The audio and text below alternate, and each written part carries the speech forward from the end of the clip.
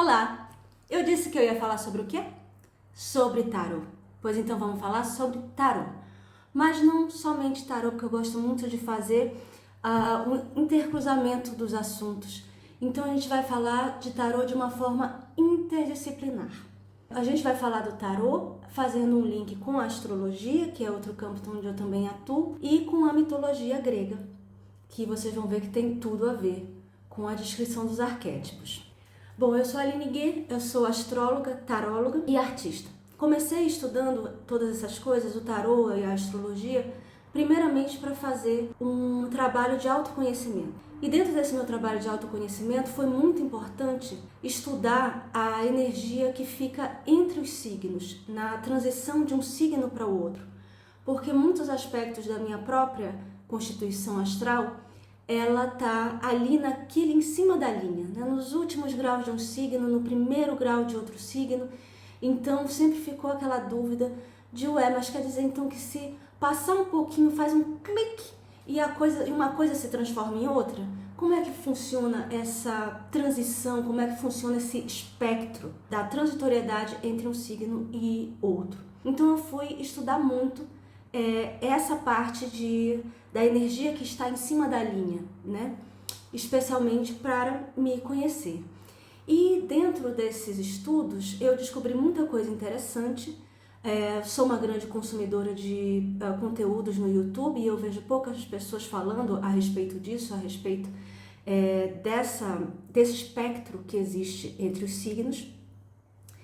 E dentro dos meus estudos de tarô, eu descobri que as figuras da corte, as cartas da corte do tarô, elas vão abordar exatamente essa energia que fica nos chamados signos intermediários. Então eu vou falar sobre tarô, mas vou começar falando a respeito das energias da carta da corte, porque assim a gente mata logo esses três coelhos, faz esse balaio de assuntos que são super interligados e que um ajuda a compreender o outro, entende? Então, eu disse que eu ia falar sobre tarô e vamos falar sobre tarô, começando pelas cartas da corte. São 4 cartas da corte, né? São os pajens ou princesas. Alguns decks vão retratar essa primeira energia como uma energia feminina, imatura, outros como uma energia masculina, imatura, mas enfim, isso aí depende da interpretação. Em seguida vão haver os cavaleiros, que é uma energia masculina de ação, porém uma ação ainda muito impetuosa, muito imatura, né? Com essa carga, né, de um cavaleiro que vai à luta, que vai para a guerra e que tem muito ímpeto no coração. Depois nós temos as figuras das rainhas, que é uma figura de autoridade, é uma figura de poder maduro, direcionada na energia yin, né? Nessa energia que é uma energia acolhedora, uma energia de nutrição, de geração, de acolhimento. E depois teremos os reis, que é uma energia madura, uma energia estável, mais voltada para essa energia yang, que é uma energia de domínio no mundo, uma energia de expandir-se, né, no mundo manifesto. Então temos essas 4 figuras. Sendo que dessas 4 figuras, por hora a gente vai deixar os pajens para um outro momento e vamos trabalhar cavaleiros, rainhas e reis, porque eles se localizam, esses arquétipos, eles se localizam exatamente nesse entresigno que eu falei para vocês, nesse espectro que vai ligar a energia de um signo à energia de outro. Eles estão ali em cima daquela linha, entendeu? Daquela linha de chegada de um signo e a linha de partida de outro signo. Eu, por exemplo, tenho um ascendente que é nos últimos graus de peixes. E houve um momento em que eu fiquei meio em parafusos, porque quando eu fui ter acesso à minha certidão de inteiro teor, que é uma espécie de certidão detalhada, né, a respeito do teu nascimento, eu vi que o que tinha sido registrado ali era um horário 15 minutos após do que o horário que eu tinha trabalhado a minha vida inteira em cima de um mapa que me dizia que eu tinha nascido às 4. E quando chegou essa certidão de inteiro teor, a Aline Gurgel nascida às 4h15 da tarde. E só nisso esse meu ascendente saiu do final de de Peixes e foi parar no começo de Áries, né? E aí eu fiquei, poxa vida, então nesse tempo eu ainda não tinha essa noção dessas nuances, né? Na minha impressão, se eu sou com ascendente em Peixes é de um jeito, se eu sou de ascendente em Áries é outro jeito, né? Não tem essa noção da nuance. E foi assim que eu cheguei a esses conhecimentos. Então a gente vai começar falando a respeito de um arquétipo que está exatamente em cima desse final da roda astrológica, né? Porque Peixes é o último signo do zodíaco, e o recomeço da roda astrológica, que é Áries representando o início da primavera, né?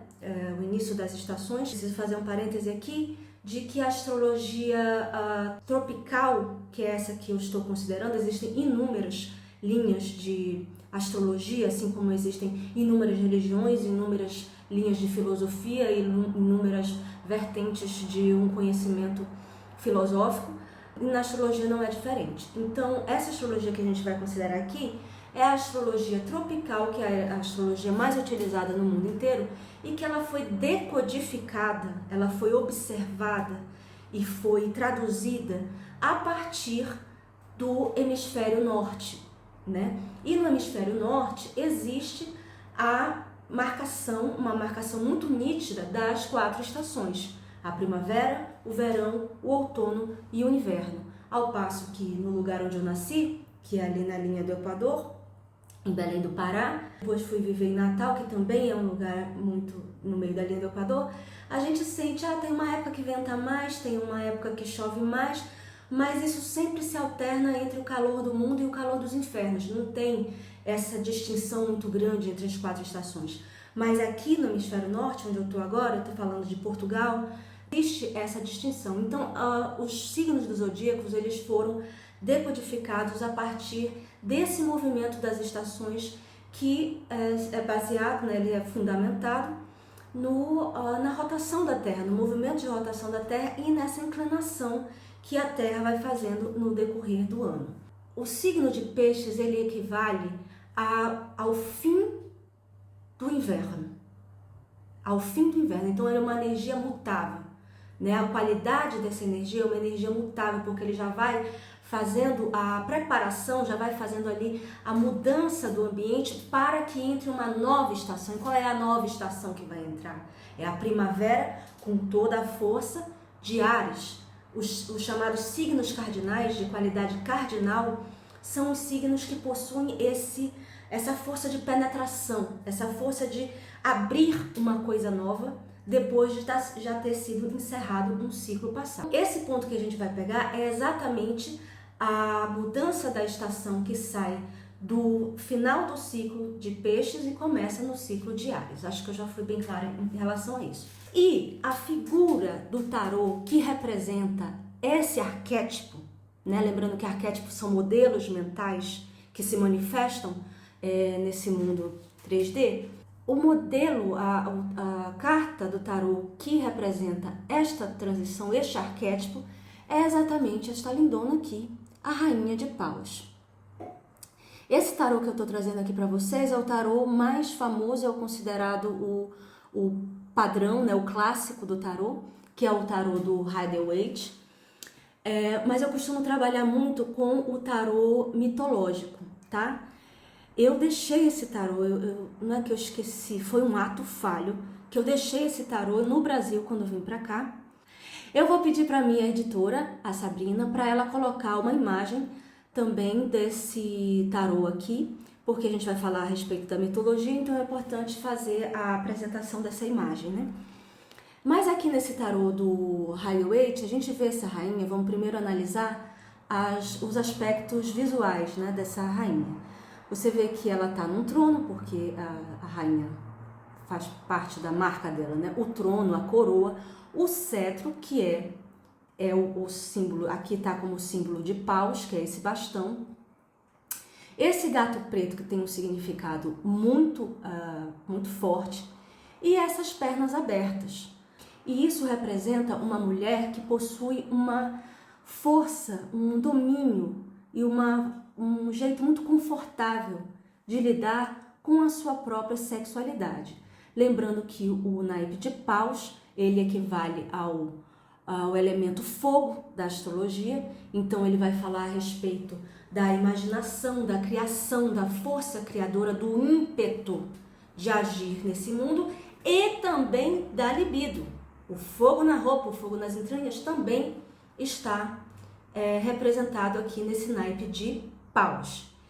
Então essa rainha, como sendo um arquétipo que está localizado no entressigno de peixes e Áries, ela vai trazer a intuição de peixes juntamente com uma ação ariana, entende? Mas não é aquela ação ariana que é impulsiva, que é aquela coisa explosiva. Não, pensa que você está falando dos primeiros graus de Áries e aí pegando a rebaba de peixes. Então ela vai ter uma atuação, uma intuição interna. Ela é baseada numa coisa que ela crê, que ela tem fé, baseada na sua intuição, né? Então ela é uma rainha que ela tem uma atuação no mundo muito forte a partir de um lugar não racional. O que ela crê de uma forma que ninguém precisou dizer para ela que aquilo era verdade. Ela simplesmente sente que é dessa maneira. Então, partindo para a mitologia, que no tarô mitológico, essa rainha de paus é representada pela rainha Penélope, a gente vê na história, no mito da rainha Penélope, exatamente essa força em atuação. A rainha Penélope, ela aparece dentro da novela, né, dentro daquele imbróglio de histórias que envolve a Guerra de Troia. Então, ela era a rainha de Ítaca, casada com Ulisses, que mais tarde vai aparecer como o rei de espadas. E Ulisses é um dos convocados a fazer parte daquela excursão, daquela expedição que foi a Troia para resgatar.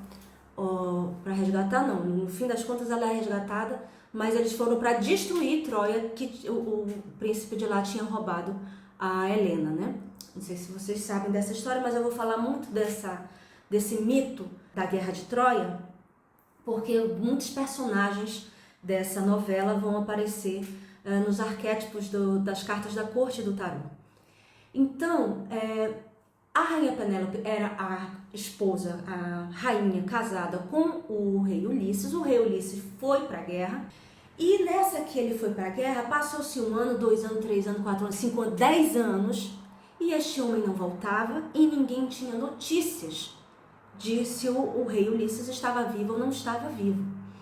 E ela começou a sofrer muita pressão para que ela se casasse novamente com outro homem, porque naquele contexto não tinha autoridade uma rainha governando um reino inteiro, era preciso que houvesse um homem ali para governar, né? E ela começa a enrolar as pessoas, ela se coloca numa missão, mas ela não bate de frente com as pessoas, ela não bate o pé no chão, eu não vou casar coisíssima nenhuma porque eu sei que o meu marido está vivo.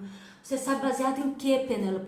Baseada na minha intuição, eu sinto, eu sei que meu marido vai voltar. Ela não fez isso abertamente. O que foi que ela fez? Ela usou uma solução criativa, que essa solução criativa é muito marca de uma rainha de paus. O que é que ela diz?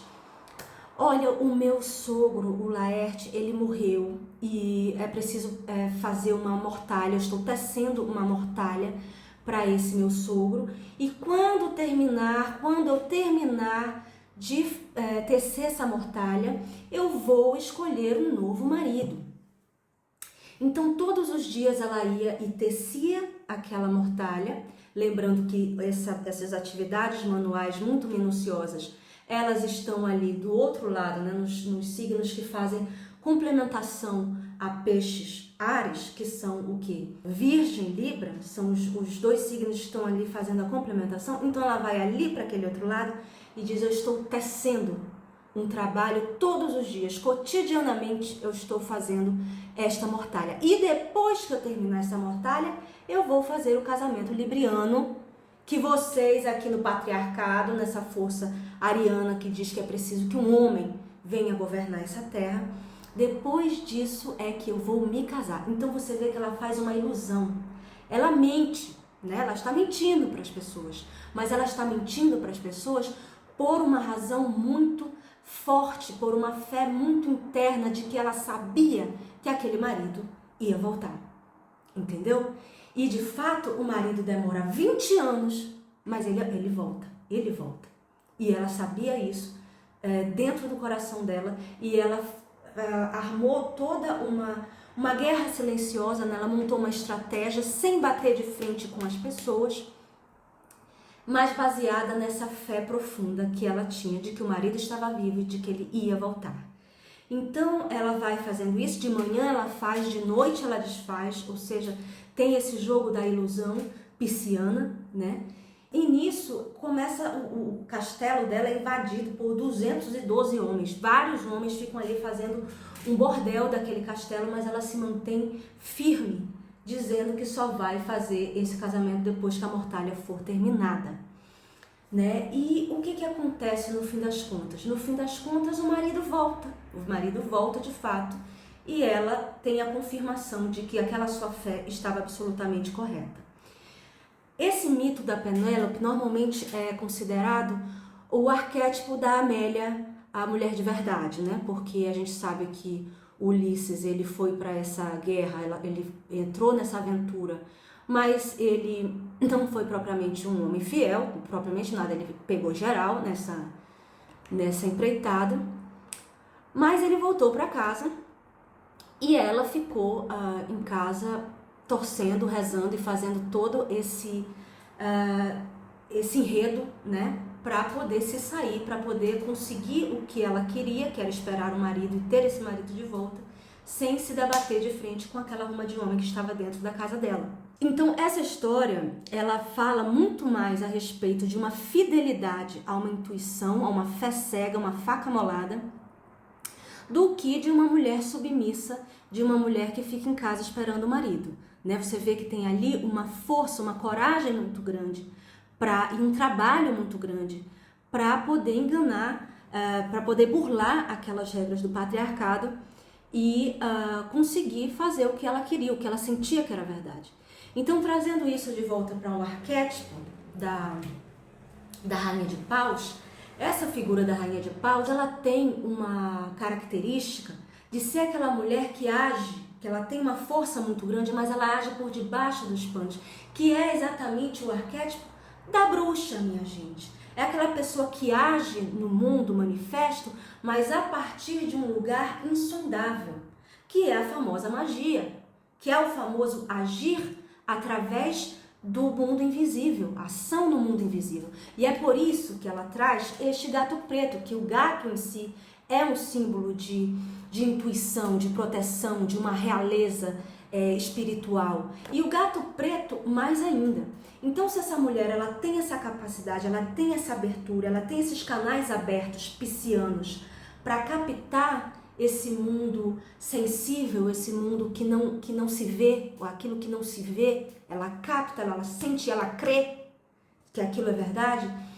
Como é uma mulher que tem uma abertura para essas atmosferas, ela também precisa de uma proteção, ela também precisa se blindar contra os ataques que pode vir desse mundo espiritual. Então isso faz parte da autoridade, da força que ela precisa exercer neste mundo, né? Então por isso, este gato preto. Esse aqui é o famoso arquétipo da bruxa, como eu falei, e todas as cartas do tarô, elas possuem o lado luz e o lado sombra. Então no lado luz vai ser uma mulher que é capaz de articular, né, de manipular o mundo manifesto a partir das suas convicções internas, mas no lado negativo, isso pode se manifestar também como uma bruxa malagorenta. Aquela que não quer que aconteça, eu não quero que o meu filho faça tal coisa, então eu vou e acendo vela e faço isso aqui para impedir os caminhos daquela pessoa, entendeu? Eu quero me vingar de fulano, aí vai, bate panela e faz coisas dissimuladas, mas que vão interferir na vida daquela pessoa. Então, no lado sombra, essa mulher, ela pode ser sim uma mulher perigosa, uma mulher malagorenta. Aliás, desculpa, eu estou falando em mulher, mas não se trata de homens e mulheres aqui, por mais que eu esteja falando de rainhas, reis, cavaleiros, princesas e pajens. Isso se trata de energias masculinas e energias femininas que podem ser encontradas em qualquer ser humano, homem, mulher, viado, sapatão, trans, qualquer ser humano se encontra essa interação do yin e do yang. Então a gente está falando aqui de uma energia yin, de uma energia que fala a partir dessas coisas todas que eu já falei, da nutrição, da geração, do acolhimento e do universo interior. Então, meus amores, esse arquétipo é o arquétipo que define a rainha de paus e, ao mesmo tempo, esse entresigno, esse signo intermediário que vai dos últimos graus de peixes e os primeiros graus de Áries. Agora me responda você. Você tem alguma coisa, um planeta, ou no meu caso não um ascendente, o meu ascendente está aí nessa energia. Um planeta, lembrando que na astrologia todos os astros são planetas, né? O Sol é uma estrela, mas é um planeta para nós. A Lua é um satélite, mas é um planeta para nós. Plutão já não é mais planeta, mas é um planeta para nós. Então olhe para o seu mapa e veja se existe algum aspecto da sua constituição que vibra ali, ou independente disso, porque os arquétipos eles passeiam pelas nossas vidas em diferentes fases, né, em diferentes situações. Então pense se você se identifica com esse arquétipo, se você já se identificou em algum momento, se você conhece alguém que tem essa constituição, e comenta que é para ficar bastante animado esse negócio de gravar vídeo. Adorei, espero que vocês também tenham gostado.